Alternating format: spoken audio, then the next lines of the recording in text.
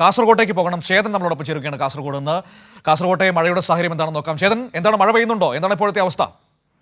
മനു, ഇന്നലെ ഉച്ച മുതൽ നിർത്താതെ മഴ പെയ്തുകൊണ്ടിരിക്കുകയാണ്. ശക്തി കൂടിയും കുറഞ്ഞും ശക്തമായ കാറ്റോടു കൂടിയാണ് കാസർഗോഡ് നഗരത്തിലും അതുപോലെ തന്നെ പരിസര പ്രദേശങ്ങളിലുമൊക്കെ മഴ പെയ്യുന്നത്.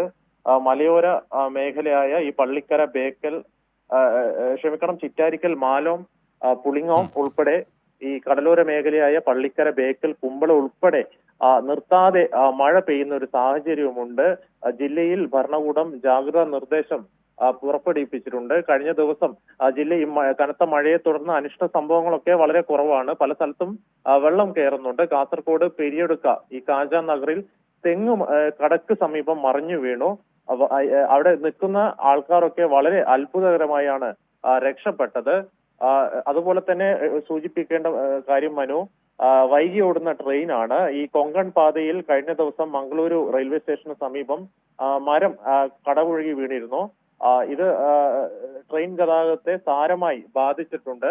നിലവിൽ നമുക്ക് കിട്ടുന്ന വിവരം അനുസരിച്ച് ഈ മുംബൈയിൽ നിന്ന് വരുന്ന നേത്രാവതി എക്സ്പ്രസ് ഇപ്പോൾ 4 മണിക്കൂർ വൈകിയാണ് ഓടുന്നത്. കാസർഗോഡ് രാവിലെ 5 മണിക്ക് എത്തേണ്ട ട്രെയിനാണ്.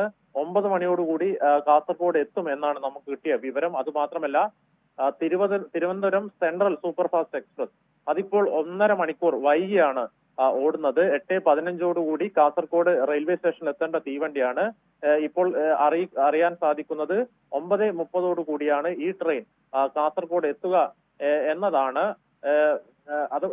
അത് മാത്രമല്ല, റെഡ് അലേർട്ട് പ്രഖ്യാപിച്ച സാഹചര്യത്തിൽ ഈ വിനോദസഞ്ചാര കേന്ദ്രങ്ങളിലൊക്കെ പോകുന്നതിന് റാണിപുരം അടക്കമുള്ള വിനോദസഞ്ചാര കേന്ദ്രങ്ങളിൽ സന്ദർശിക്കുന്നതടക്കം വിലക്ക് തുടരുന്നുണ്ട്. ഏതായാലും ജില്ലയിൽ ജില്ലാ ഭരണകൂടം ജാഗ്രതാ നിർദ്ദേശം പുറപ്പെടുവിച്ചിട്ടുണ്ട്. അത്യാവശ്യ ഘട്ടങ്ങളിൽ മാത്രം പുറത്തിറങ്ങുക എന്നടക്കമുള്ള ജാഗ്രതാ നിർദ്ദേശവും നിലനിൽക്കുന്നുണ്ട്. മനു, ശരി, ഏതായാലും ആ രീതിയിൽ കാസർഗോഡ് ജില്ലയിലെ മഴയെക്കുറിച്ചാണ് ഇപ്പോൾ ചേതൻ സംസാരിച്ചത്.